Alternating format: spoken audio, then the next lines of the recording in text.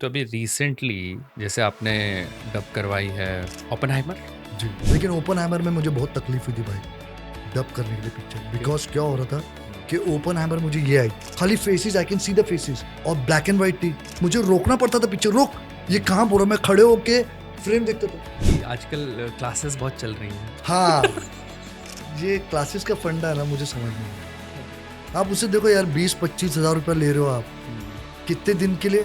2 हफ्ते के लिए। आप 2 हफ्ते में वो घंटा ही सीख जाएगा अच्छा, डबिंग के बारे में लोगों का सबसे बड़ा मिसकंसेप्शन क्या है? कि ये बहुत आसान है, कुछ काम नहीं है sir. Basically I am an actor, but I want to try in this, you don't come, मेरे पास मत आओ। Don't come.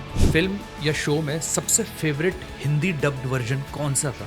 मैट्रिक्स के तो दोनों part, matrix reloaded, matrix revolution, क्योंकि मैंने बहुत मेहनत की उन पिक्चरों पे। फिर एक अभी आर्गाइल करके पिक्चर आई थी, मैंने बहुत मेहनत की उसमें। आप एक एडवाइस उन लोगों को क्या देना चाहेंगे जो डबिंग इंडस्ट्री में अपना करियर बनाना चाहते हैं? It's a very important thing. अगर आपको इंग्लिश नहीं आती और खाली हिंदी भाषी आती है ना भैया, तो मैं हाथ छोड़।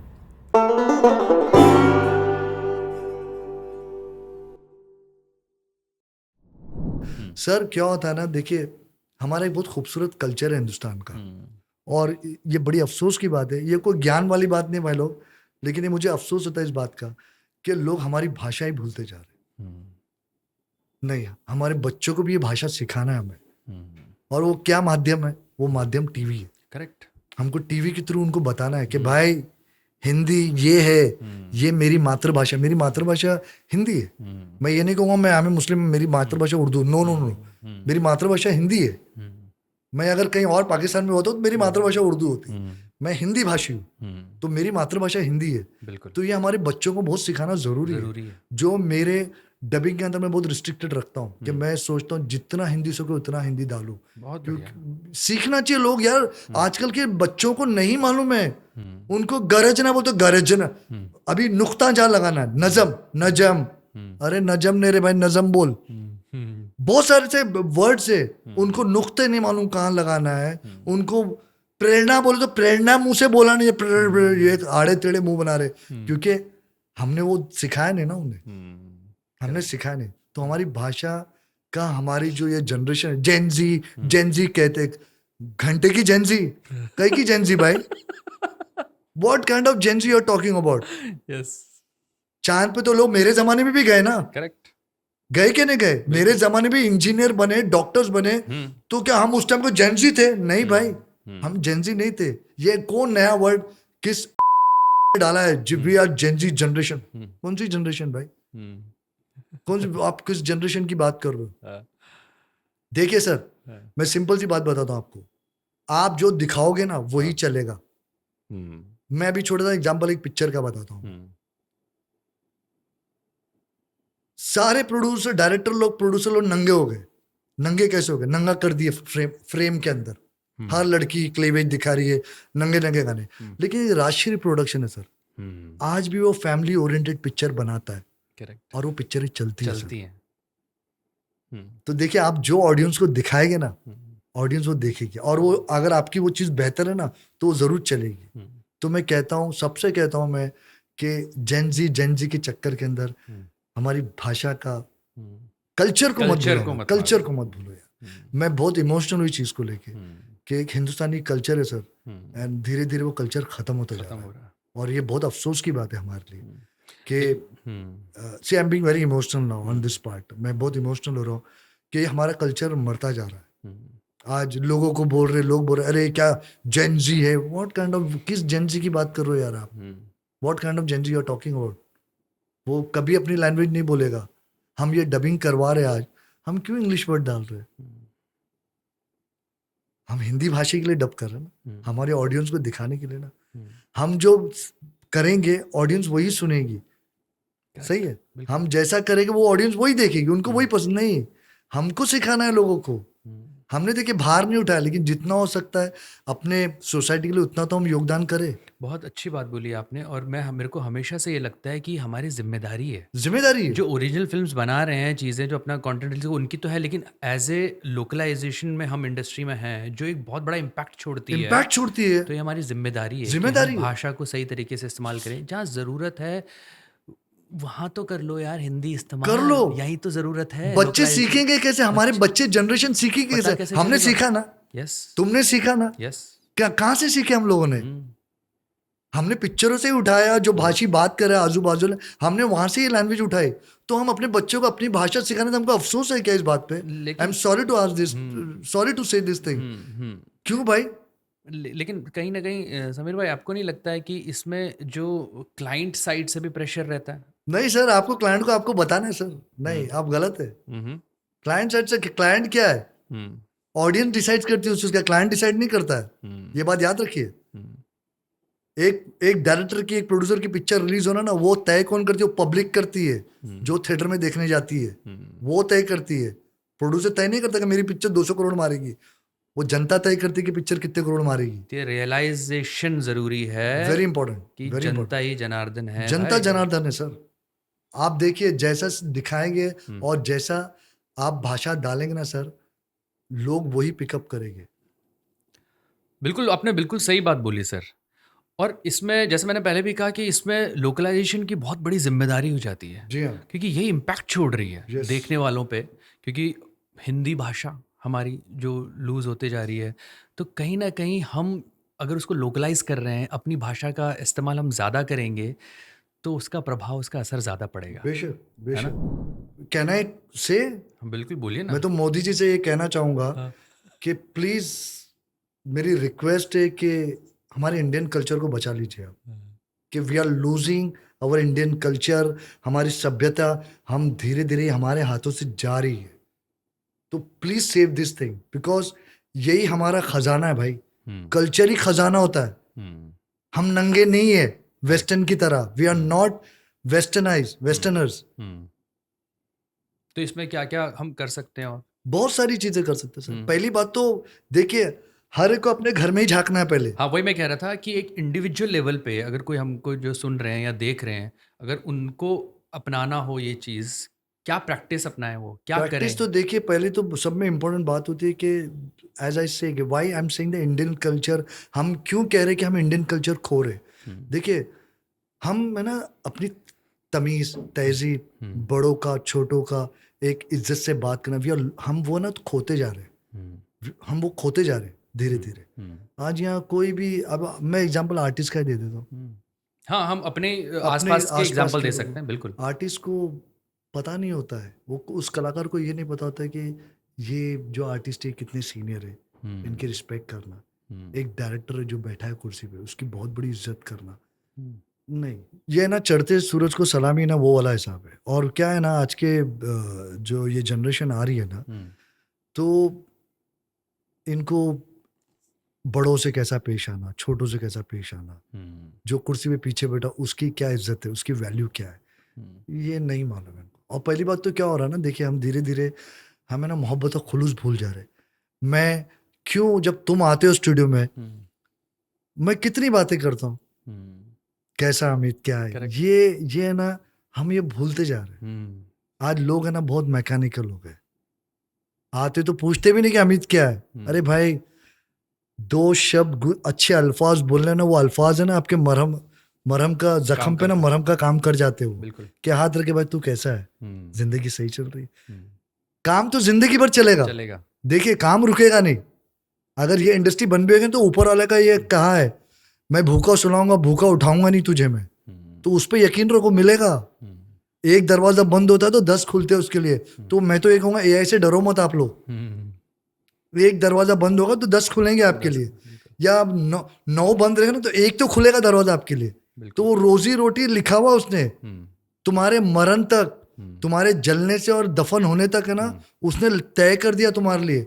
तुम्हें क्या मिलना है, क्या नहीं मिलना है, क्या तकलीफें आनी है, क्या तकलीफें नहीं आनी है, क्या खुशियां देखना है, क्या दुख देखना है, वो सब कुछ लिखा हुआ आपका। बट किसी का खैरियत पूछ लो उससे, कैसा है, नहीं है आज के लोगों में। हम लोग आज भी, मैं आज भी है ना अमित, तुम ही आते हो जब, तो कितनी बातें होती है तुम्हारी मेरी, तुम बताओ। आज भी मेरा वो जो प्रोटोकॉल है ना मेरा एक जमाने का, कि आर्टिस्ट है तो बैठ चाय पी, बात करते हैं, चल सिगरेट पीते बाहर। मैं हर एक ये क्यों करता हूँ ना मैं, वो रिलैक्स होता है, उसको लगता है कोई बात कर रहा है मेरे साथ। उसको भी एक कंफर्ट जोन मिलता है। और साहिर भाई क्या चल, और अमित बता तू अपने बारे में कुछ। ये 4 मीठे बोल बोलना है भाई, यही इंसान का दिल जीत लेती है। आज हमारे लोगों में क्या हो गया है कि हाय हो यो है, कुत्ते का तब हवरी हवरी बोले और बाद में भाग गए, बाद में पता ही नहीं किधर है वो लोग। लेकिन हमारी वो आदत नहीं है ना, क्योंकि देखो अगेन आई एम कमिंग, मैं दोबारा वही आ रहा हूँ, कल्चर। यही हमारा कल्चर है कि अपने पड़ोसी को तक पूछो कि भाई तू कैसा, ठीक है ना। 2 अल्फाज मीठे बोलने में क्या आते सर? बिल्कुल। थोड़ी वो पैसा मांग रहा है आपसे, नहीं मांग रहा है। 2 मीठे अल्फाज, भाई कैसा, सब खैरियत है ना, घर में कैसे? यार ये तो पूछ लो। हर आर्टिस्ट आता डबिंग की बात करता है, मुझे नहीं सुनना है डबिंग की बात भाई। सही बात मुझे नहीं सुनना है कि वो हाउस क्या दे रहा है पैसे, वो हाउस में क्या चल रहा है, वो हाउस क्या नहीं। मुझे अपने बारे में अपने बताओ, बारे में बताओ यार। अपने बारे में बताओ। जीवन तुम कैसा है मेरे वो बारे में बताओ। पूछो हाँ, कि समीरा तुमने क्या किया, क्या उखाड़ा तुमने जिंदगी में, तुम वैसा पूछो क्या मस्ती है क्या, वो पूछो। मुझे बड़ा अच्छा लगेगा बात करने तुमसे। यस। तो भंडार स्टोरी सुनाने के लिए आपके हाँ। आपके और भी शायद 10 स्टोरियां रहेगी बताने के लिए। डबिंग डबिंग डबिंग डबिंग क्या, और वो भी बहुत मैकेनिकल। आप लोग सुपरफिशियल लेवल पे बात सुपरफिशियल कर रहे लेवल पे आ गए। आप पहले के डबिंग आर्टिस्ट देखिए, आज भी शक्ति जी लोग, जब विराज लोग, इनफैक्ट अंकुर भी मैं कहूंगा, मनोज लोग, देखो ये लोग आके बातें करते, मजा आता है लोग से बात कर, हंसी मजाक। अंबुज जब आता है, मैं अंबुज आके गालियां देगा 4, बोले यार गाली दो, मजा नहीं आती, ये मोहब्बत है। देखिए ये मोहब्बत होती है। पवन आएगा तो गाली, ये मोहब्बत है। मैं 2 गाली, उसने 2 गाली दिया मुझे। मालविका आती है, बैठना यार करते डा, चल सैम चाय मंगाती हूँ, कॉफी मंगाती हूँ, पीते। तो ये खुलूस है, ये मोहब्बत है। हम we are losing this culture. ये भी एक कल्चर का पार्ट है, बिल्कुल ये कल्चर का पार्ट है हमारे, बिल्कुल बिल्कुल। आप जहाँ रहते हैं उसके आसपास, जहाँ काम करते हैं उसके आसपास उसके आसपास वो चीज़ होनी चाहिए ना, होनी तभी तो चाहिए। उससे सोसाइटी, समाज उससे सोसाइटी बनता तभी है, तो उससे वो देश बनता है। देश बनता है, बिल्कुल, वो कल्चर आगे पास ऑन होता है। पास ऑन होता है। मैं मेरे बच्चों को सिखाता हूँ भाई, हिंदी के वर्ड, उर्दू के वर्ड सिखाता हूँ उनको कि सीखो, ये भाषा है मेरी। आज हम डबिंग के अंदर नहीं नहीं चैनल ने बोला, भाई आप में उतना गुदा रहना चाहिए चैनल को बोलने के लिए, भाई मैं नहीं करूंगा। ये है किसी में दम बोलने के लिए कि मैं इंग्लिश इस्तेमाल नहीं, इंग्लिश नहीं बुलवाऊंगा मैं। हम बोल सकते हैं, हम आपको प्रूफ भी करा देंगे कि देखो हमने क्या किया। क्या आपको कहीं भी ऐसा खटकेगा नहीं कि अरे यार ये क्या बोला है? तो अभी रिसेंटली जैसे आपने डब करवाई है ओपनहाइमर, जी है ना, कुछ जी महीनों पहले। जी तो ओपनहाइमर में आपने अच्छे अच्छे हिंदी शब्द भी इस्तेमाल किए हैं उसमें भी काफ़ी, लेकिन वो बहुत ही टेक्निकल मूवी भी थी, है ना, हाँ। जिसमें बहुत सारी चीज़ें रिटेन भी करनी पड़ी होंगी आपको। लेकिन देखिए, लेकिन उसमें एक कमाल की बात देखिए, इसमें राइटर का कमाल आता है। हम्म, अगेन आई विल से कि वो स्टोरी बैकड्रॉप किसका है? हम्म, वो स्टोरी बैकड्रॉप है 1940 हम्म, 40s का है। हम्म, तो हमको उस जमाने की भाषा, लैंग्वेज रखना था। हम्म, तो इसमें मयंक का मैं इसमें वो करूंगा कि आई विल गिव शाबाशी टू हिम कि उसने बड़ी बेहतरीन स्क्रिप्ट लिखी।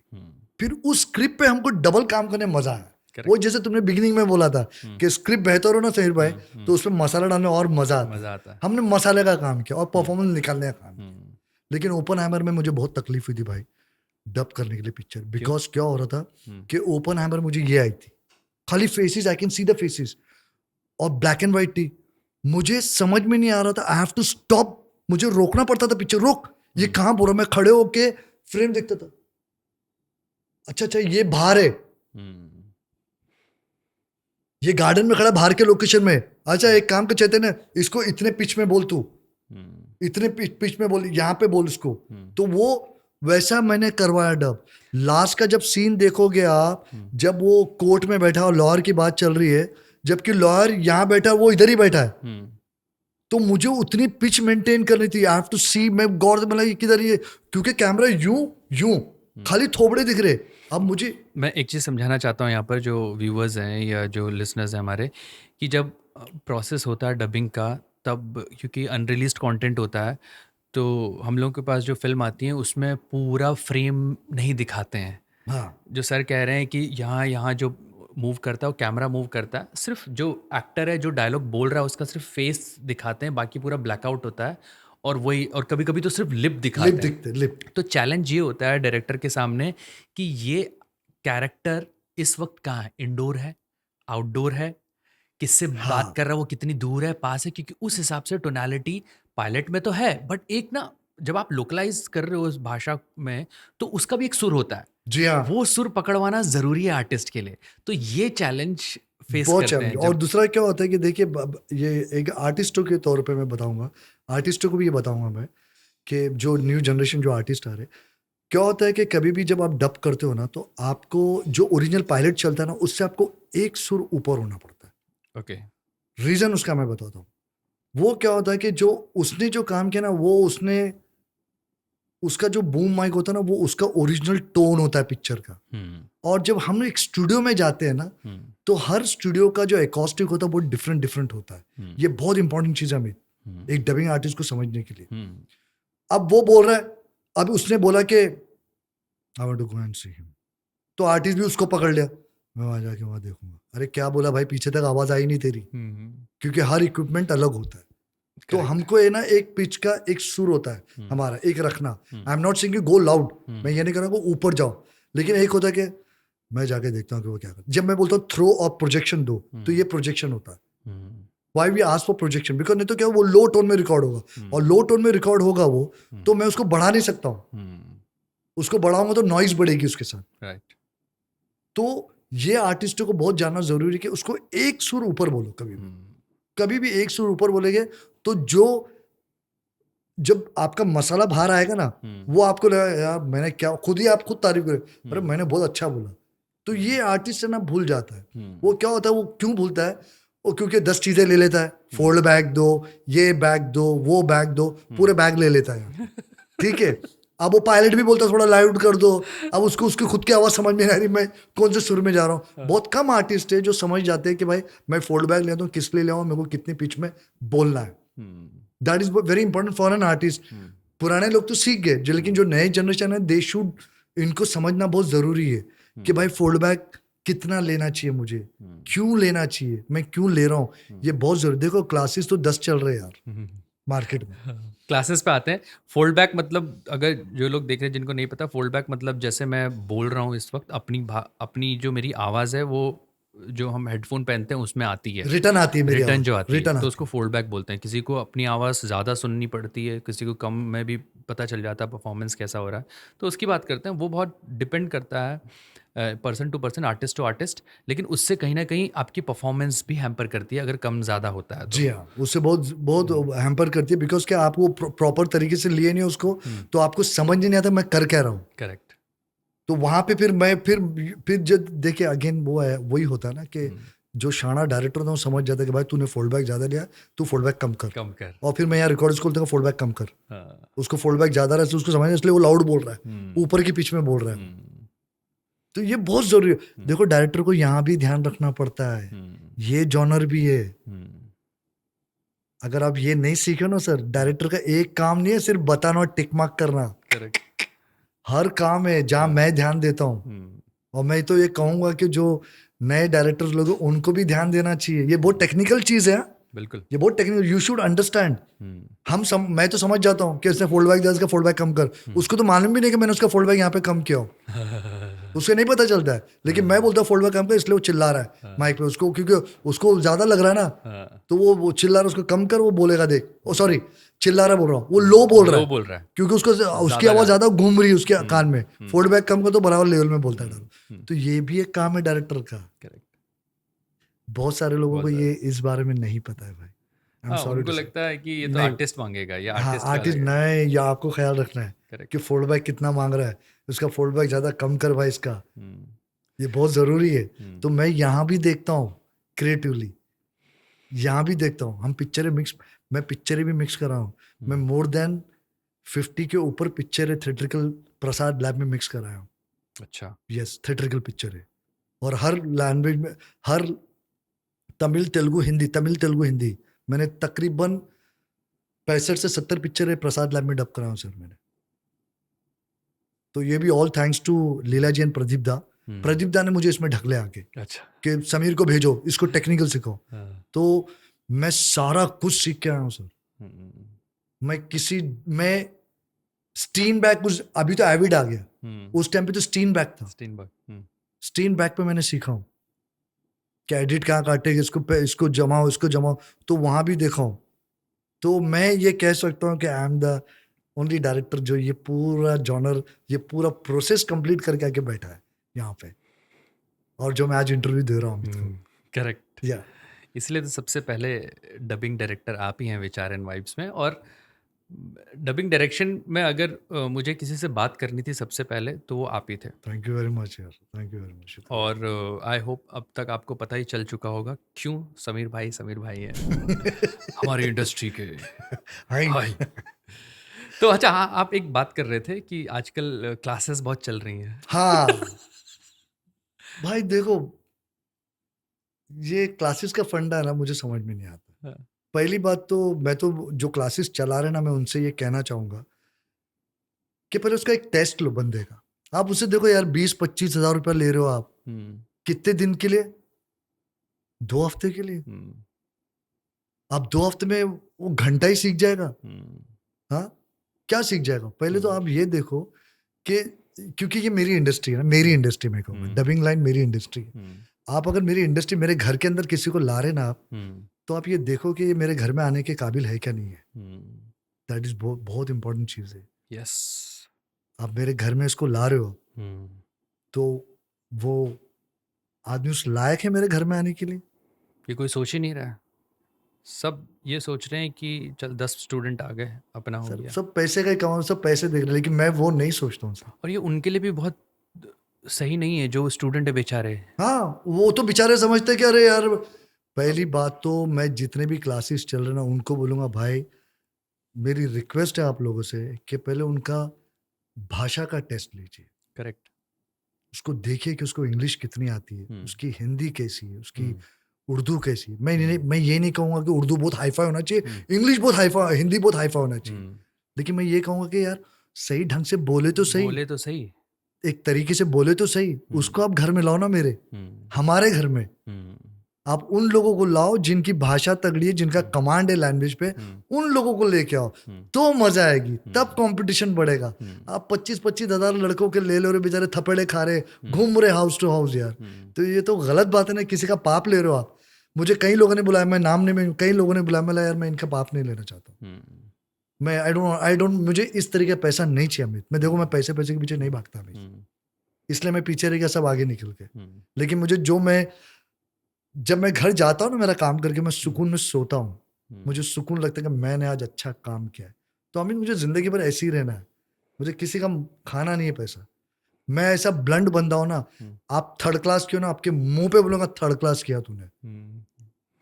मैं वो शुगर कोटेड बंदा नहीं क्यों, मैंने ऐसा real let you know and you know बहुत अच्छा यार फैंटास्टिक, नहीं भाई मैं फैंटास्टिक नहीं बोलूंगा। आपने गलत किया है तो आपकी मिस्टेक्स बताऊंगा, ठीक है, मैं रूड हूँ, थोड़ा ब्लंट हूँ, आपको उस वक्त बुरा लगा, लेकिन मेरी उस बात से ना बुरा लगा के मत जाओ, मेरी बात से प्रेरणा लेके जाओ आप, कि इसको अच्छा, आप वो पावर वो लेके जाओ ना कि साला इसको करके दिखाऊंगा। वो चैलेंज होता है आदमी का। करेक्ट। हमने जैसा चैलेंज, ये अच्छा करके दिखाऊंगा।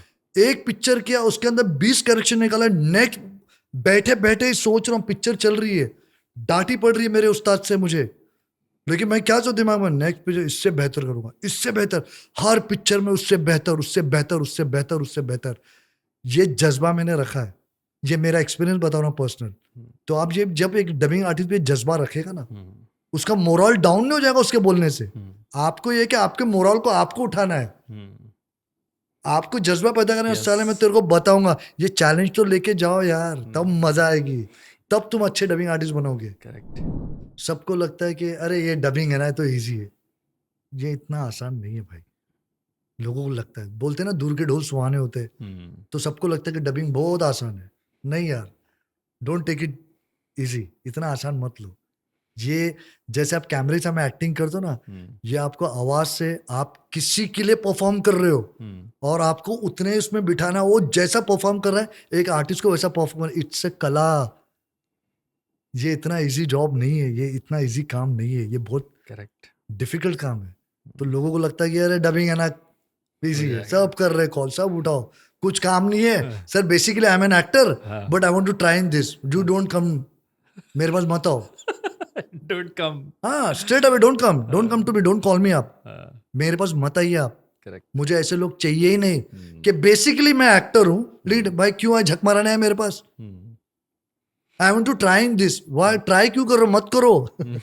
मुझे वो लोग चाहिए जो बोले कि सर मैं सीखना चाहता हूँ, मुझे ये करना है, तो मुझे अच्छा लगेगा। यस, क्योंकि मुझे पहला कोई जब बोलता है ना basically I am an actor, मेरा वहीं पारा चढ़ जाता, भाई ये मेरी रोजी रोटी है।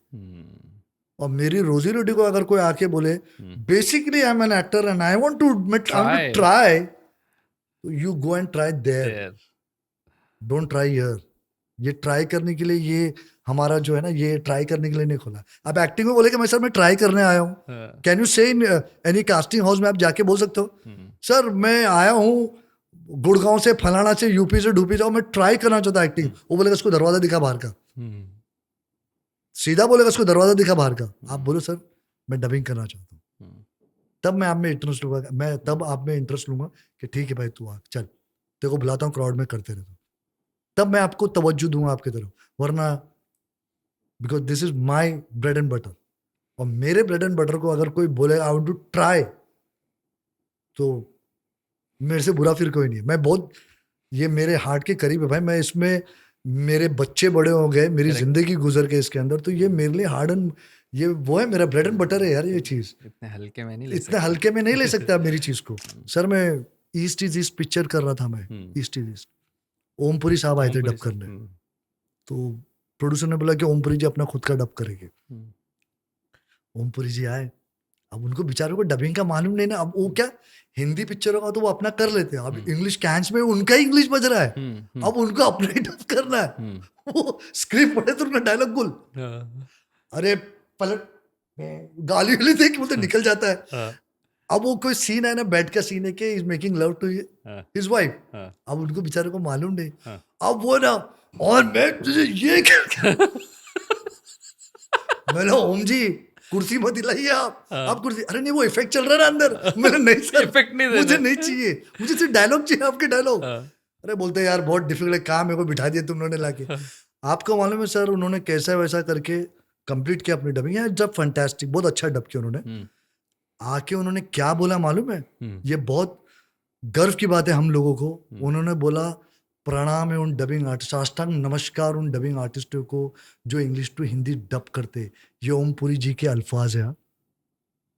अच्छा, यस, उन्होंने बोले देखो ये एक इतना बड़ा एक्टर वो बोल के जा रहा है कि नमन इन लोगों को जो ये इंग्लिश टू हिंदी डब करते।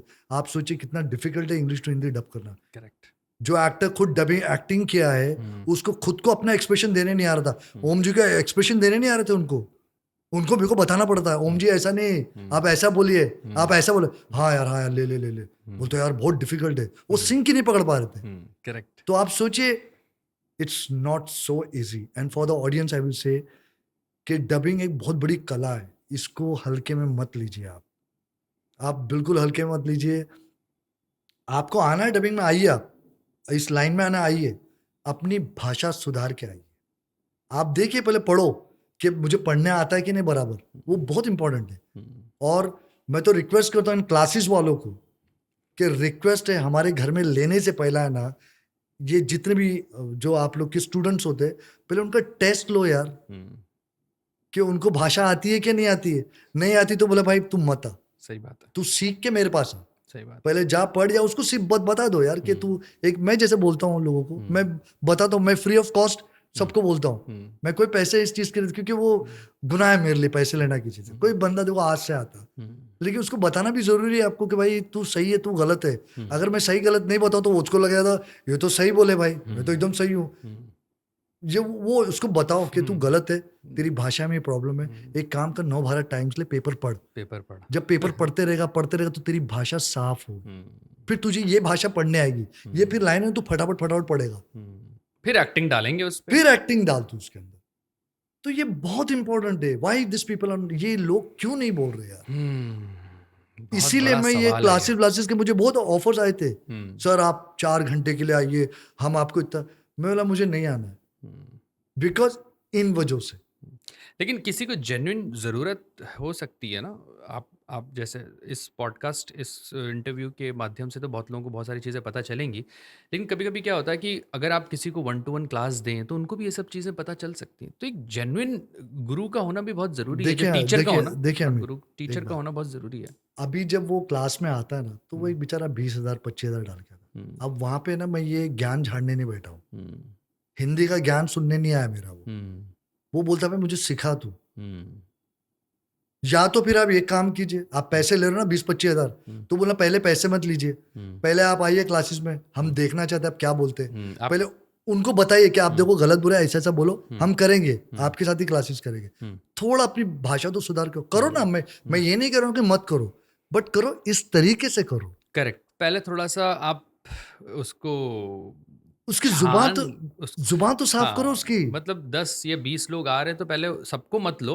सबको मत लो, 2, 3, 4 जो बेस्ट हैं उनको लो, उनको उनको लो, सिखाओ अच्छे से उनको, ताकि वो भी आगे चल के काम कर सकें, यस, उनको भी है ना? काम मिल सके उनको। हाँ, किसी को ऐसी झूठी उम्मीदें मत जगाइए, सर यही होता है, है ना? सबको करेक्ट। लगता है कि मैं यूपी से हूं तो मैं भाषा अच्छी बोल लूंगा। हुँ, जरूरी नहीं है, हुँ, क्योंकि आपका टोन अलग है, आप यूपी में बात करते हो, हुँ, आप एमपी के तो आपका टोन अलग है, वहां का बात करते हो। आप दिल्ली तो दिल्ली वाले का टोन अलग होता है बात करने का, हुँ, हरियाणा का टोन अलग होता है बात करने का। हुँ, कर रहा है हिंदी बात, हुँ, लेकिन टोन अलग चल रही है उसका, उसका हुँ, सुर अलग चल रहा है। हुँ, तो आपको सुर को, जो मैं और आप बात करें, ये सुर में लाना है।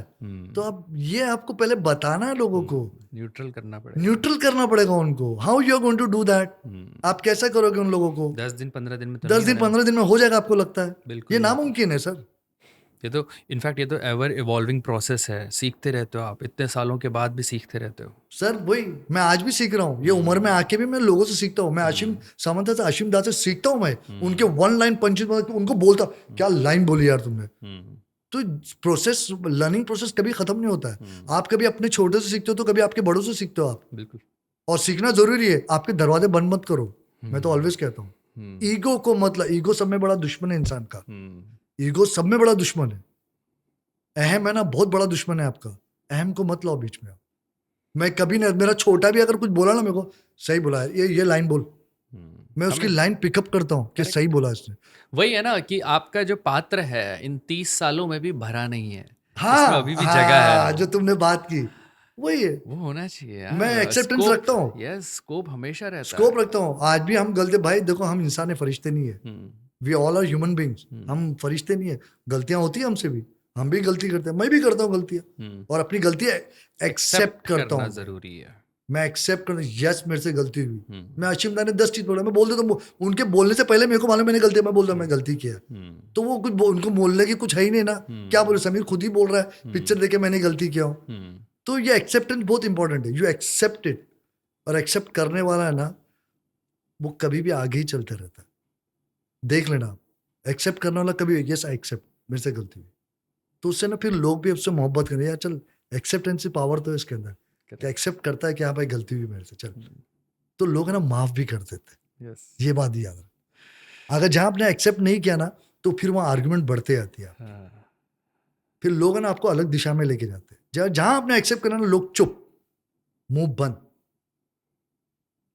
तो एक बहुत बड़ी सीख है ये, यस, एक्सेप्ट करो, कुछ गलत हो जाता है तो। गलत हो जाए तो कर लो एक्सेप्ट, कोई गुनाह नहीं है, कोई मार नहीं डालेगा यार। और मैं तो ये कहता हूं, माफ करने वाला सब में बड़ा होता है। हुँ, माफी मांगने वाला बड़ा नहीं होता, जो माफ करने वाला, माफ करने वाला बनो जिंदगी में। माफी मांगने माफी मांगने से बड़ा माफ करने वाला होता है, हुँ, कभी भी। तो अपने आप को, जब अपने वकार को ऊंचा रखना है ना, अपने आप को ऊंचा रखना, तो माफ करने वाला बनो कि यार चल ठीक है, जाने दे, चल हो गया। ईगो को ले, तूने बोला कैसे, ये मत रखो अपने आप। हुँ, ये रखोगे आप खत्म हो जाओगे, आप खत्म हो जाओगे सर। ये रखो कि माफ करने वाला बनो, तो खूबसूरती ब्यूटी उसमें ही है। चेहरे पे भी एक तेज रहेगा, हुँ, लोग आपकी इज्जत करेंगे, क्या क्या हुँ, बंदा है यार, अमित क्या बंदा है यार, हुँ, चलो माफ कर दिया यार। गलती उसकी है, हुँ, लेकिन माफ आप कर रहे हो। हुँ, नुकसान आपका हुआ है, लेकिन उसके हुँ, बावजूद माफ आप कर रहे हो। हुँ, तो बड़ा कौन हुआ, माफी मांगने वाला या माफ करने वाला? माफ़ करने वाला। गज़ब! तो तभी मतलब आपसे मैं इसलिए मैं बात करना चाह रहा था देखो हम लोग शुरू हुए थे डबिंग से, कैरेक्टर से, कास्टिंग से, है ना, लैंग्वेज से। अभी हम जिंदगी में पहुंच गए, जीवन में पहुंच गए। हाँ क्योंकि जो अभी आपने पिछले कुछ समय में बात की है ना, अब इस आखिरी जी आखिरी में, जी ये आपने जीवन के फलसफे सिखाए कि भाई ये होना चाहिए, जी हाँ, है ना, यही होना चाहिए। और इस तरीके से जीवन जीना चाहिए हमें। और क्या कहते हैं, एक अपनी आदतें कैसी आप बना सकते हो। यस, अमित बहुत जरूरी है, और खुश रहो यार हमेशा। और ये आप, मुझे ऐसा लगता है आपका बेसिक नेचर तो ऐसा है, लेकिन आपने इतने सारे कैरेक्टर्स, इतनी सारी फिल्म्स की हैं। फिल्म्स क्या होता है, हमारे हमारे रियल लाइफ का आईना है। जी तो आपने इतने सारे कैरेक्टर्स, जितनी सारी कहानियों को आपने देखा जी जी है ना, उसको यस अपनी लैंग्वेज में उतारा है। यस तो यस ये भी आपकी पर्सनैलिटी बनाने का बहुत बड़ा, जो आपका पैशन है, फिल्म्स, बहुत बहुत स्टोरी, यस। कहानियाँ, कैरेक्टर्स, उस वजह से आप इतनी सारी, आपके अंदर इतने सारा ज्ञान है, जिसका प्रवाह आज आपने विचार एंड वाइब्स में किया। भाई कैसा लगा, मज़ा आया कि नहीं आया? मेरे को तो बहुत मज़ा आया। देखिए एक बहुत इंपॉर्टेंट चीज है, हाँ, there is always a relation between give and take. Yes, इज्जत दो, हाँ, इज्जत लो। हाँ, इज्जत नहीं दोगे तो आपको भी इज्जत नहीं मिलेगी। नहीं मिलेगी। तो मेरा ये कहना है कि आप इज्जत दो यार हम्म, आपके बड़ों को। मैं मेरे छोटों को भी मैं इज्जत से बात करता हूँ, उनसे भी आप से बात करता हूँ। आप यकीन करो नहीं करो, मेरी वाइफ को मैं नाम से नहीं बुलाता हूँ, मैं आप करके बुलाता हूँ। तो जो मैं again I will come back to that तहजीब और कल्चर की बात करता हूँ कि ये जो आप बात कर रहे हो ना, तो ये बहुत जरूरी है। जब आप आपसे बात करते हो तो जो दूसरा देख रहा है तो बोलता है अरे तुम, सीखा यहाँ से ही जाता है ना, इसी तरह सीखा जाता है। जब आप आपके बड़ों को इज्जत दे रहे हो, आपके छोटों को इज्जत, तो आपकी औलाद भी आपको देख रही है बिल्कुल। कि मेरा फादर अपने बाप से बात करे, अपने बड़ों से बात करे तो तमीज से बात कर रहा है, अपने छोटों से भी तमीज से बात कर रहा है। तो I can't be wrong on that part. This is what the Indian culture is. ये again I will come down to that part. This is what, ये हमारी सभ्यता है। And I will connect it with our industry. जैसे हमारे artist हैं या जो डायरेक्टर हैं, है ना, बी इट इंजीनियर ऑल्सो, क्योंकि हम क्रिएटिव काम कर रहे हैं, जी एक प्रोसेस है। जी और क्रिएटिव काम में ये चीज़ें बहुत ज़रूरी है। ऑफ कोर्स ह्यूमिलिटी, यस, है ना, आपको इंसानियत के नज़दीक रहना पड़ेगा। बहुत जरूरी है। एटीट्यूड, ईगो लेके चलेंगे तो नहीं वो आप एक्सप्लोरेशन कर ही नहीं नहीं चलेगा, पाएंगे। बिकॉज देखो अमित क्या होता है, इट्स ए टीम वर्क। हम्म, अगर मेरी टीम में फूटम फाटे तो मेरा काम तो सत्यानाश हो गया। हम्म, मेरा आर्टिस्ट टेढ़ा है, ये मेढ़ा है, वो टेढ़ा है, तो आपका तो काम लग गए रास्ते आपके काम के। तो आपको जहां आप काम करते हो उस इन्वायरमेंट को आपको मोहब्बत से लेके चलना पड़ेगा। उस आर्टिस्ट को इज्जत दो, जो आया है आपके पास उसको इज्जत दो, उसको कंफर्टेबल करो यार। मैं तो कहता हूँ उसको कंफर्टेबल करो, क्योंकि जब वो उस चार दीवारी के अंदर घुसता है ना, वो डबिंग रूम में, गुफा में जहाँ अंधेरा होता है और एक माइक होता है, एक लैम्प जलता है, वो डर जाता है देख के उसको। तो वो जलता है, वो अकेला खड़ा बेचारा, क्योंकि मेरे पास तो रिकॉर्डिस्ट बैठा है ना, मैं मेरे पास लाइट जल रही है, मैं देख रहा हूँ, वो बेचारे बस खाली माइक है, एक लाइट जल रही है और सामने फ्रेम है। तो उसको कंफर्ट दो, उसको लगे समीर बैठा है पीछे, उसको लगे फलाना शख्स बैठा है और मैं कंफर्ट जोन में काम। जब एक आर्टिस्ट को जब आप कंफर्ट करते हो ना, तभी वो उसका बेहतर काम निकलता है, परफॉर्मेंस निकलती है। क्योंकि कंफर्ट जोन में वो बोलेगा अरे समीर भाई मैं ऐसा करूँ, तुम खुद ही यार, तुम मेरे पास काम किए, तुम समीर भाई मैं एक और करूँगा, मैं ऐसा बोलूँ क्या, बोल, चल बोल, कैसा बोलता चल बोल। तो ये क्या होता है, ये आर्टिस्ट का कंफर्ट जोन होता है एक डायरेक्टर के साथ, समझे। एक रिकॉर्डिस्ट बैठा, उसका एक कंफर्ट जोन होता है मेरे साथ, क्योंकि मैं उसको वैसा लेके चलता हूँ। रिकॉर्डिस्ट से आपके कैसे ताल्लुकात रहे हैं? मेरे कैसे हर रिकॉर्डिस्ट के साथ इंजीनियर्स मेरे फैंटास्टिक ताल्लुकात रहे, पुराने से लेके आई वुड टॉक, मतलब एम्पायर के स्टूडियो के जो थे, उनका नाम भूल रहा हूँ मैं, उस इंजीनियर से लेके प्रसाद के श्रीनिवास, बोस, बाबू, ये बड़े बड़े इंजीनियर हैं जिनका नाम ले रहा हूँ। बोस ना, इन्होंने सौदागर, राम लखन, ये सब बड़ी बड़ी पिक्चरें मिक्स की प्रसाद ने। अच्छा। उनसे लेके बम्बई के जितने लोग हैं, मेरे बड़े बेहतरीन और खूबसूरत ताल्लुकात थे। रफीक आज भी एम्पायर स्टूडियो में काम करता है, लेकिन उसके मेरे ताल्लुकात इतने जबरदस्त के लात बात मार के बात करता था उससे। रफीक भाई कौन है, जरा बता दीजिए। रफीक भाई ये एम्पायर स्टूडियो के रिकॉर्डिस्ट है और ये बहुत बड़े रिकॉर्डिस्ट है ये रफीक भाई। और रफीक भाई के पास अमिताभ बच्चन साहब आते हैं। अगर अमिताभ बच्चन की जो भी पिक्चर रिलीज होती है ना, तो वो एम्पायर स्टूडियो में और उनको रफ़ीक ही चाहिए। करेक्ट। इनफैक्ट मैंने भी उनके साथ एक काम किया, रफीक भाई के साथ। हाँ एक हम लोग एनजीसी का काम कर रहे थे, उसमें बच्चन साहब ने वॉइस ओवर दिया था, वो स्क्रिप्ट मैंने लिखी थी। अच्छा तो रफीक भाई आए थे, क्योंकि हाँ बच्चन साहब की जितनी भी रिकॉर्डिंग्स यस होती हैं वो रफीक इनफैक्ट भाई करते बच्चन हैं। साहब ने बच्चन फैमिली के लिए अच्छा। अभिषेक बच्चन भी रफ़ीक के साथ ही आके डब करते हैं। हाँ, और कभी कभी वो शायद जनक में उनका यस स्टूडियो है, तो वहाँ भी वही वहाँ भी जाते वही हैं, जाता वही है। जाते हैं। तो ये रफ़ीक है, तो मेरे उनसे ताल्लुकात अच्छे हैं। मतलब मेरे मेरे है ना, देखिए हर रिकॉर्डिस्ट का मैंने एक रिलेशन बनाया सबके साथ। हाँ, डायरेक्टर और रिकॉर्डिस्ट का एक यस वो साउंड इंजीनियर्स कॉम्बिनेशन का बहुत जरूरी है। वो अच्छा। क्या होता है, देखिए मैं बताता हूँ, जब एक आर्टिस्ट डब करता होता है ना, उसको दो लोग जज करते हो। कौन? एक डायरेक्टर, एक रिकॉर्डिस्ट। रिकॉर्डिस्ट को कमतर मत समझिए आप, वो भी बहुत शाना होता है। तो उसको भी साउंड का नॉलेज, उसको एक एक्सप्रेशन का नॉलेज उसको भी होता है, उसकी भी हेल्प बहुत जरूरी होती है। As I always say, you are always not right. आप हमेशा आप सही नहीं हो सही नहीं सकते। होता, हाँ, सही बात है। एक कॉम्बिनेशन होना कॉम्बिनेशन चाहिए होना चाहिए। कि यार शैलू कैसा लग रहा है। अब जैसा भी आराधना का शैलू लीजिए, शैलू कैसा लग रहा है, मजा नहीं आ रहा मजा नहीं आ यार, रहा। वो नहीं आ रही, वो नेचुरल नहीं आ रहा। तो देखो मेरे को हेल्प मिलती है यहाँ पे। करेक्ट क्या करेक्ट। होता है, कभी कभी हम सुनते सुनते मोनोटोनस हो जाते हैं हम। तो कभी कभी मैं भी ट्रैक बोलता हूँ, क्यों झूठ बोलूं भाई, गलतियां होती है, इसलिए मैंने पहले वाला गलतियां एक्सेप्ट किया। गलतियां हमसे भी होती है, हम ट्रैक भूल जाते हैं, फिर वो मोनोटोनस डब चलता है। तो जब मोनोटोनस डब चलता है ना, मुझे समझ में आता है, इतना तो अक्लमंद हूं, मोनोटोनस डब करा मैं डबिंग रोक देता हूँ, बंद कर, कल आना। ये अब कल आना। आर्टिस्ट को सीधा भगा देता, भाई मोनोटोनस हो रहा, कान अभी खत्म हो गए, कानपुर की हड़ताल हो गई, और मेरी 6 बजे घंटी बज जाती है भाई। क्योंकि मैं सिर्फ, मेरा जो काम करने का तरीका, मैं सिर्फ 11 से 6 करता हूँ, उसके बाद मैं डब नहीं करता हूँ। बिकॉज यही टाइम है जहाँ पे आप है ना यूं बैठे हुए हो ऐसे, और आपके कान भी चल रहे, उसके बाद 6 बजे के बाद है ना आप छापते हो। और वो कोई भी स्टूडियो वो पेलता है, काम नहीं करता है वो। और जो आर्टिस्ट भी होता है ना, वो भी पेलता है। मुझे बताइए 6 बजे का कौन सा क्रिएटिव काम होता है अमित? यू आर, आप अगर सुबह से कर रहे हैं तो आप सुबह से कर रहे हो, 6 बजे तो तू लगातार डब कर रहा हो, तेरी 7 बजे तेरी रिकॉर्डिंग है फलानी जगह, तो अच्छा परफॉर्मेंस दे पाएगा? नहीं दे, ये मेरा चैलेंज है, ये नहीं दे पाएगा। तू निकालने के लिए निकाल रहा है एपिसोड, चल भाई चल खींच ले, 1 हो गया, 2 हो गया, 3 हो गया, लेकिन तेरे को अंदर मालूम रहेगा कि यार मैंने पेल के आ गया मैं। तो काम 6 बजे का काम नहीं होता, वो काम नहीं होता, उसको मैं पेलना बोलता हूँ मेरे अल्फाजों में, कि पेल के आया तू। तो इसलिए वो बेहतर है कि वो अल्फाज अपने पे ना लो और वो परफॉर्मेंस ना करो। मैं आर्टिस्ट को रोक देता, भाई पैक अप, तू अब बाद में आना मेरे पास डब करे। मैं नहीं करता उसके बाद डबिंग, बिकॉज मुझे मालूम पड़ता है कि डबिंग खराब हो रही है। और फिर देखो यार, ऊपर वाले ने ना ये गला दिया है, अभी हम दोनों बात कर रहे हैं, एक गला सूख रहा है, एक गला में हल्की से ना मेरे खराश आ रही है धीरे धीरे करके। ओके, तो मैं कितना बोलूंगा यार, मैं करेक्ट, कितना बोलूं, एक लिमिट होती है। मशीन भी है ना सर, चलते चलते खराब हो जाती है, क्योंकि उसको ओवर एक्सेस चला दिया है, ओवर एक्सेस चला दिया है।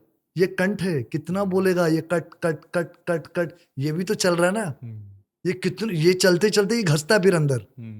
लोग कहते हैं मेरी आवाज चलेगी, बीमार पड़ गया। तो कौन बोला था तेरे को इतना डब करने के लिए? कार्टून कर रहे, क्यों कर रहे भाई आप, क्यों तकलीफ दे रहे अपने आप को? कमाओ पैसे, मैं ये नहीं कहता हूं मत कमाओ, कमाओ, लेकिन एक तरीके से कमाओ। वो पैसा किस काम का, जो पैसा आपके इलाज में जा रहा है, वो पैसा किसी काम का है? बिल्कुल नहीं। कम खाओ गम मत खाओ जिंदगी में, मेरा ये फलसफा है। कम खाओ गम मत खाओ यार, क्या फायदा वो ऐसे पैसे का जो आप घुसा दिया आपका पैसा। करेक्ट।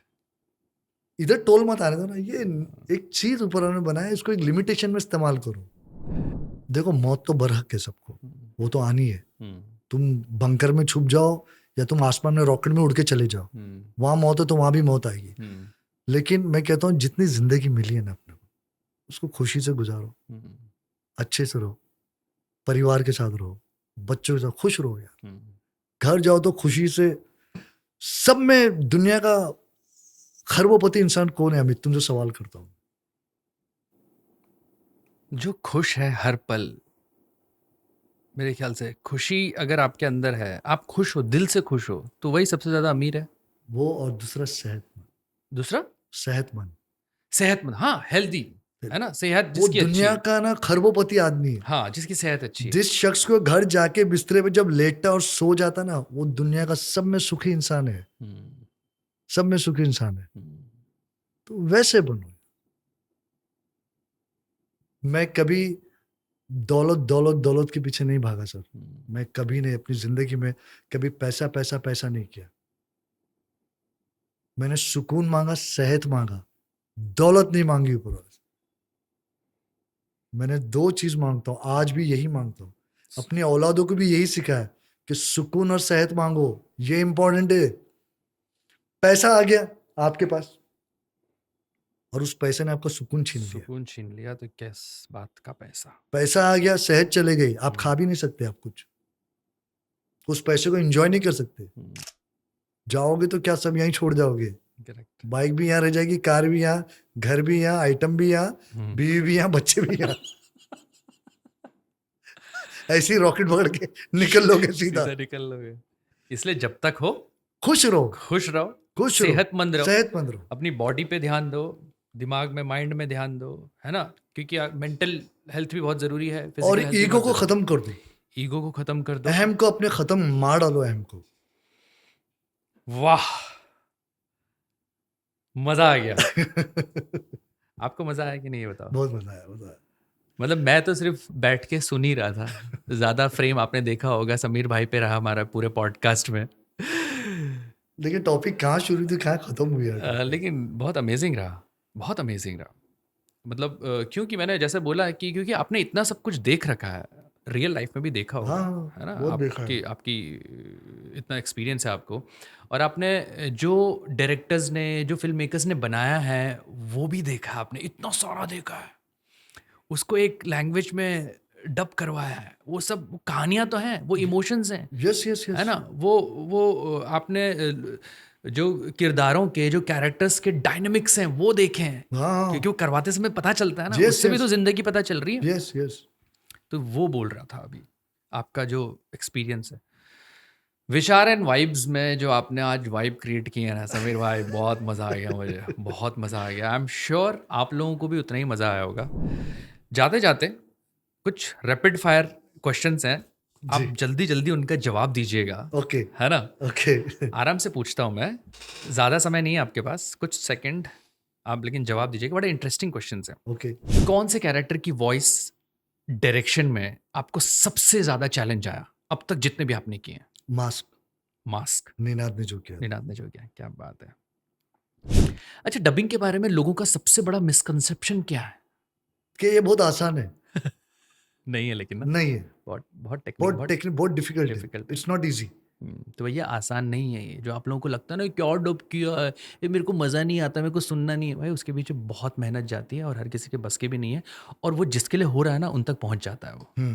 अच्छा, हमारी डबिंग इंडस्ट्री की इंडिया में अगर एक चीज़ आपको बदलनी होगी तो वो क्या होगी? मैं ये चाहूंगा कि इस वक्त जो ये जनरेशन जो कर रही है ना, कि मैं ये कहना चाहूंगा कि पहले अपने किरदार को समझिए। मैं ये बता रहा हूँ, ये कोई ना बताने वाला कि get into the skin of the character, जो मैं कहता हूँ ना, कि ये 99% लोग नहीं करते भाई, 1% आर्टिस्ट ये हरकत करता है। मैं ये बदलना चाहूंगा कि भाई जब आप घुसते हो ना डबिंग रूम में, उस डायरेक्टर से पूछो उससे कि मेरा कैरेक्टर क्या है। लोग भूल जाते ये पूछना, डायरेक्ट गए, स्क्रिप्ट पकड़े, चालू हो गए। क्या है भाई, चने बटाटे का धंधा है क्या हमारा? क्रिएटिव पार्ट है। पूछिए व्हाट इज माय कैरेक्टर, मेरा कैरेक्टर क्या है, एक डिस्क्रिप्शन 1 लाइन में दे दीजिए। नहीं पूछता। मैं ये बदल, हमारे जो पुराने आर्टिस्ट होते थे ये हरकत करते थे। मैं आज भी कैरेक्टर डिस्क्रिप्शन देता हूँ जाके आर्टिस्ट को अंदर, उसको समझाता हूँ, तो उसको समझ में आता है मेरा कैरेक्टर क्या है। ये कोई पूछता ही नहीं है। तो ये बदलना चाहते हैं लोगों में, ये बदलो, आर्टिस्ट में। हाँ, ये बदलो अपने। पूछो, आप ये मत समझो कि आप डबिंग में बहुत प्रो हो गए हो, आप हर चीज कर लोगे। नहीं, हमारे से डायरेक्टर आपको लटका सकते। मैं एक लाइन पे घिस डालूंगा तुमको, तुम बोलोगे यार मैं डबिंग क्यों करने आया, या तुम बोलोगे मेरे को डबिंग आती नहीं है।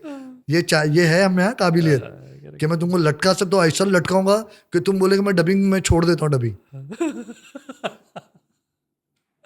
सही है, वैसे रैपिड फायर था लेकिन ये बड़ा ही डिटेल हो रहा है। ठीक है, कोई भी आपका फिल्म या शो में सबसे फेवरेट हिंदी डब्ड वर्जन कौन सा रहा? कोई फिल्म या कोई शो जो आपका सबसे फेवरेट हो? देखिए, मुझे ना मेरी फेवरेट अगर आप फिल्म की बात करो तो मेरी एक 2-3 फिल्म है जिसके अंदर मैट्रिक्स के तो दोनों part, matrix reloaded, matrix revolution, क्योंकि मैंने बहुत मेहनत की उन पिक्चरों पे। फिर एक अभी आर्गाइल करके पिक्चर आई थी, मैंने बहुत मेहनत की उस पे। आप वो पिक्चर, आप यकीन मानो अमित, अगर आप वो पिक्चर देखेंगे ना आपको लगेगा ये हिंदी बोल रहे। मैंने इतना एक एक वर्ड मैच किया था बोलने के लिए, और Neha has done wonderful job. I love her यार, Neha Gargava and Daman, they were so good in it. Argyle, yes Argyle, वाह, मतलब अभी किस पे देख सकते हैं हम ये? आई थिंक सो अमेज़न पे है शायद। ठीक है, सर्च कर लेना, मतलब मैं भी देखूंगा। Wonderful job. एंड ग्लैडिएटर, मैं जैसे कहा कि कॉस्ट्यूम ड्रामा का मुझे बहुत शौक, मुझे डायलॉग ओरिएंटेड जो होता है ना, ओके, उसका बड़ा शौक है, तो मुझे वो पसंद आई थी पिक्चर। कोई एक फनी इंसिडेंट आपको याद हो ड्यूरिंग डबिंग सेशन आपका आज तक का, कोई भी एक फनी कुछ आप शेयर करना चाहें? ऐसे तो अमित बहुत सारे इंसिडेंट्स है, लेकिन मैं आपको एक इंसिडेंट बता देता हूँ कि गीता खन्ना जी ने डब कर रहे थे, हम लोग ये पिक्चर डब कर रहे थे, कौन सी, हल्क। तो गीता खन्ना, सुरभि जवेरी, ये लोग और भी बहुत सारी लड़कियां थी, पिंकी, अंजू, मालविका, लोग सब थे। तो ये लोग सब मैंने डबिंग कर रहे थे। तो अब गीता खन्ना क्या, मैं बोला गीतू ये कैरेक्टर ले, तू डब कर। तो दिन हाँ, अब वो क्या की, उसने हेडफोन सामने पड़ा है और वो ऐसे खड़े हो गए माइक के सामने, और मैंने चला है ट्राई, मुझे भी ध्यान है वो यूं कर रही। अच्छा, हेडफोन पहना ही नहीं है, बोल रही है आ नहीं रहा, बोलती हेडफोन नहीं आ रहा। तो बोले क्या बोल रही है, मैं अच्छा मेरा ध्यान ही नहीं आ रहा, कुछ हेडफोन नहीं पहनी है, और उसको भी नहीं हो रहा। सुरभि जवेरी देख रही है उसको, सुरभि अंदर से, मैंने क्या हुआ, मैंने रोका, मैंने क्या हुआ, बोलती हेडफोन नहीं आ रहा। तो सुरभि बोलती मैडम हेडफोन तो पहनो आप। That was a funny incident, you know, कि अभी तक हंसी आती होता है। और बहुत सारे इंसिडेंट्स है ऐसे। ये तो एक छोटा, मैं पिंकी की बात बताता हूँ। हॉल, अरे यार, एक पिक्चर थी, उस पिक्चर के अंदर बोलना है ये लो नली लगा दो, नली। अब पिंकी माही में रहती थी उस टाइम पे, तो एकदम उसका मियाँ बाई का एटीट्यूड, ये लो नली लगा दो। अरे मैं बोला नली नहीं रे, नली बोल, नली। इतने टेक, फिर भी ये लो नली लगाओ। अरे बोला पिंकी नली नहीं रे डार्लिंग, नली बोल, नली। तू नली ने नली बोल रही, नली। वो पिक्चर में वही डायलॉग है, ये लो नली लगा दो। पिंकी आज तक हंसती है, बोला और नल्ली कैसी तेरी, नल्ली निहारी मैंने बोला। और बोलती यार वो पिक्चर मुझे याद है यार, वो ऐसे कुछ नाम आता, मेरे को याद था, तो मैं भूल गया। वो पिक्चर में पिंकी का डायलॉग सुन, मैं याद होगा डेफिनेटली, मैं बताऊंगा ऑडियंस को बताना कि वो कौन सी पिक्चर थी। लेकिन देखो ये ऐसे इंसिडेंट्स होते हैं। करेक्ट, जबकि भी पिंकी भी प्रो डबिंग आर्टिस्ट है, she is a fantastic dubbing artist. मैं आज भी बोलता हूँ कि मेरे पास करा के, लेकिन अब उसका टाइम नहीं होता, लेकिन she is a good artist and a good human being also. Yes, she is. Yes. आप एक एडवाइस उन लोगों को क्या देना चाहेंगे जो डबिंग इंडस्ट्री में अपना करियर बनाना चाहते हैं? देखिए, आप डबिंग इंडस्ट्री में आइए आप, लेकिन आप पहले ये तय करके आइए कि भाई मैं इसके लायक हूँ या नहीं। वो क्यों, भाई इसका रीज़न है, बहुत बड़ा रीज़न है। पहले आप तो आपकी भाषा देखिए कि मेरी भाषा साफ सुथरी है। अगर आप आना चाहते हैं तो पहले देखिए, चीज़ों को देखिए। एक डबिंग को आज तो बहुत इजीली अवेलेबल है हर चीज़ पे, आप मोबाइल पे देख सकते हैं। उन चीज़ों को देखिए, कैसे करते कैसे डबिंग करते, कैसे दूसरों का काम देखिए। और सब में इम्पोर्टेंट है आपकी भाषा को साफ रखिए। That is very important. सब में पहले भाषा ही आती। अगर आपकी भाषा साफ सुथरी नहीं है, या आप बम्बई को छोड़ के बम्बई के बाहर से आ रहे, तो आप आपका टोन लेके आते, आप वो टोन लेके मत आइए यहाँ पे। आपको न्यूट्रल टोन लेके आना पड़ेगा यहाँ। कोई भी रीजन स्पेसिफिक हिंदी नहीं बोलनी, नहीं चलेगी, नहीं चलेगी। एक्सेप्ट राजस्थान का जो रीजन है ना सर, जैसे आई विल से जो जयपुर, यहाँ लोग की हिंदी साफ होती है, हमारे से साफ हिंदी होती है। लेकिन बाकी जो बेल्ट होता है ना, उनमें हल्का टच उनके जगह का होता है। लाइक आप त्रिलोक को ले लीजिए, इंदौरी है, उसका टोन आ जाता है, क्या कर रहे क्या कर हैं, रही वो है? एक आ क्या जाएगा कह रही हो? टोन, जबकि उसके यहाँ भी हिंदी भाषा चलती है, हाँ, लेकिन उसका टोन आ जाता है। हाँ, तो ये टोन को, इसको अवॉइड कीजिए। और मैं तो कहूंगा, आने से पहले अपनी भाषा को मजबूत कीजिए ना, तब आप आइए ना बिंदास, सीखिए, सीखना है ना किधर जाके सीखिए, तो आपको भी कॉन्फिडेंस होगा, भाई मुझे भाषा आती है, मुझे इंग्लिश भी मैं अच्छा जानता हूँ। और सब में इंपॉर्टेंट बात, देखिए हमारा काम है ना इंग्लिश का, मैं उन्हीं बंदों को आने बोलूंगा, भाई अगर आपको एक लेवल पे पहुंचना है तो, अगर आपको एक अच्छे मुकाम पे जाना है ना, तो आपको इंग्लिश का जानना बहुत जरूरी है। एक राइट। डबिंग आर्टिस्ट को बहुत, it's a very important thing. अगर आपको इंग्लिश नहीं आती और खाली हिंदी भाषा आती है ना भैया, तो मैं हाथ जोड़ता हूँ। फिर आप कहाँ रह जाओगे ना, खाली आप हिंदी से, जो हिंदी डब होता ना, आप वही कैटेगरी में रह जाओगे। आप ये मुकाम तक नहीं आओगे। अगर आपको ये मुकाम तक आना है, तो आपको हिंदी भी अच्छी रखना है, इंग्लिश भी अच्छी रखना है, उर्दू भी अच्छी रखना है। बिल्कुल, आपको तीनों भाषा का ज्ञान तगड़ा होना चाहिए, बिल्कुल। तभी आइए। तो भैया सीखना भी इम्पोर्टेंट है, सीखते रहिए। और मुझे पूरी उम्मीद है कि इस पॉडकास्ट में आपने बहुत कुछ सीखा होगा। डबिंग के बारे में सीखा होगा, एक्टिंग के बारे में सीखा होगा, प्रोसेस के बारे में सीखा होगा, जीवन के बारे में सीखा होगा। समीर भाई, थैंक यू सो मच विचार एंड वाइब्स में आने के लिए। और मेरी तरफ से, हमारी विचार एंड वाइब्स की टीम की तरफ से एक छोटा सा तोहफा है, एक यादगार है। Thank you very much. He is masters voice. तो गाइस, मैं ये अवार्ड लेके जा रहा हूँ यहाँ से, मैं विचार एंड वाइब से। तो thank you Amit for this, and thank you for the team जो यहाँ पे है, आपकी स्पेशली आपकी वाइफ के लिए भी थैंक्स वेरी मच, कि मुझे सब लोगों ने इतना बर्दाश्त किया यहाँ पे। और ऑडियंस भी इतना बर्दाश्त करेगी मेरे सुनने को लेके। नहीं, काफ़ी एनरिचिंग था ये पॉडकास्ट, ना सिर्फ हमारे डबिंग के प्रोसेस के बारे में, बट एक जीवन में, एक लाइफ में एक क्रिएटिव आदमी के सोच के साथ अपनी क्रिएटिविटी दिखाता है, उसके बारे में आपने बताया। और मैं दूसरी बात एंड में माफ़ी चाहूँगा अगर मेरे से कोई भी ऐसे अल्फाज निकले या मेरे बोलने से किसी का दिल दुखे, कोई भी एनीबडी, एनी हाउस, मैं जिनके बारे में बात किया हूँ, तो आई am sorry for that. But इसको बुरा मत लेना, क्योंकि मैं हूँ ऐसा बड़बड़ा हूँ, थोड़ा ब्लंट हूँ बोलने में, लेकिन मैं जो भी बोलना सच बोलता हूँ। बस अब कुछ नहीं बोलूँगा मैं। थैंक यू समीर भाई, थैंक यू।